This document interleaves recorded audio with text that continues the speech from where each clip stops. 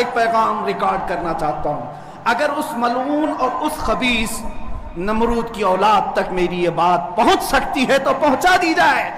तुमने बहुत भौंक लिया अपने मंदिर में बैठ करके, तुम प्रेस क्लब ऑफ इंडिया में बैठ करके बहुत भौंक लिए।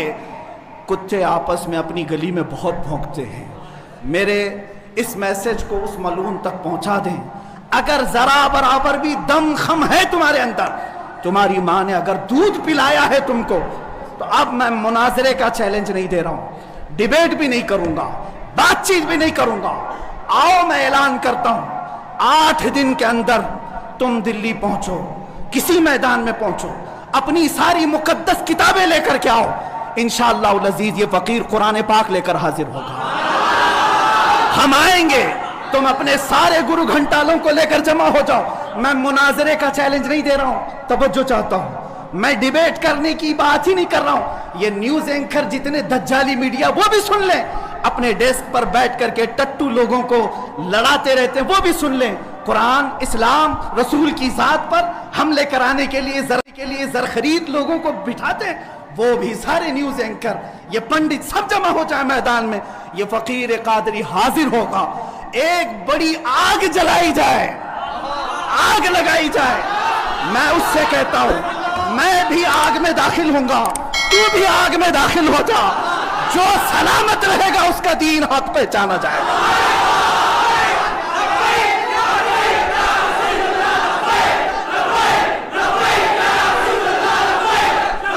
बहुत हो गया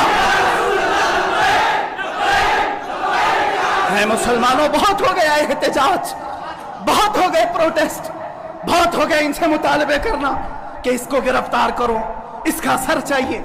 आओ आज आर पार की बात कर लेते हैं।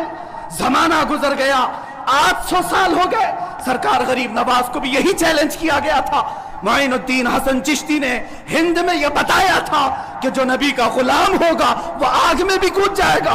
इंशाअल्लाह अज़ीज़ मैं गुनहगार जरूर हूं, मेरे अखलाक बुरे जरूर हैं, लेकिन जब बात मेरे मजहब की आएगी, कुरान की आएगी, नामे मुस्तफा की आएगी, मैं बरसरे ऐलान आज फिर कहता हूं, आओ तुम सारे पंडित मिलकर के आओ, आग लगाई जाए। तुम सब पूरी दुनिया को दिखाना, मैं भी आग में दाखिल होऊंगा, तुम भी आग में आ जाना।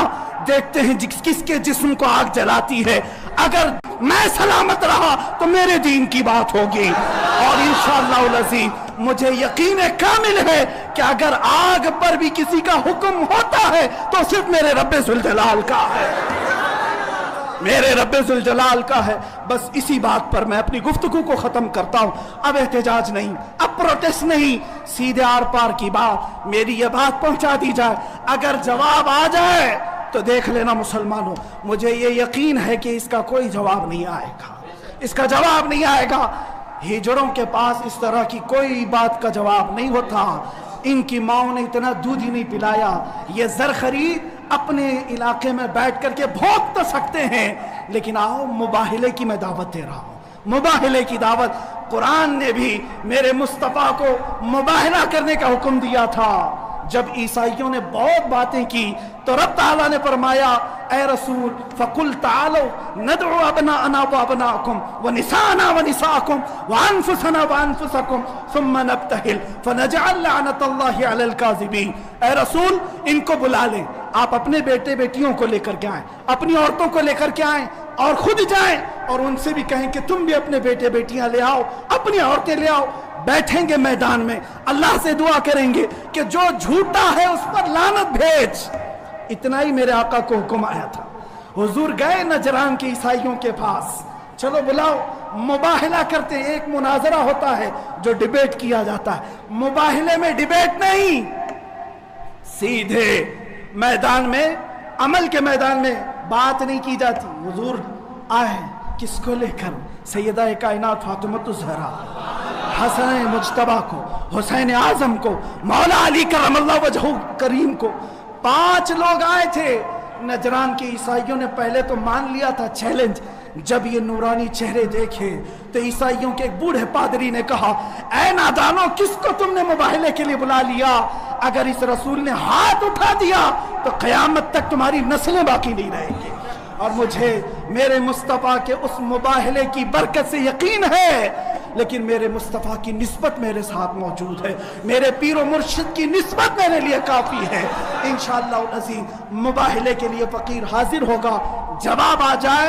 ऐ सुन्नी मुसलमानों इंतज़ार करो, अब लड़ाई आर पार की हो जाती, देखा जाएगा किसका दीन हक है, किसकी किताब हक है, किसका रसूल हक है। इसी बात पर खात्मा होगा। व आखिर दावाना अनिल हम्दुलिल्लाह।